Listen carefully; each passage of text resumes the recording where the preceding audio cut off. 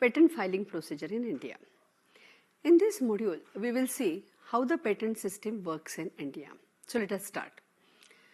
So the first step is applicant will create a document that may be provisional specification or it may be a complete specification.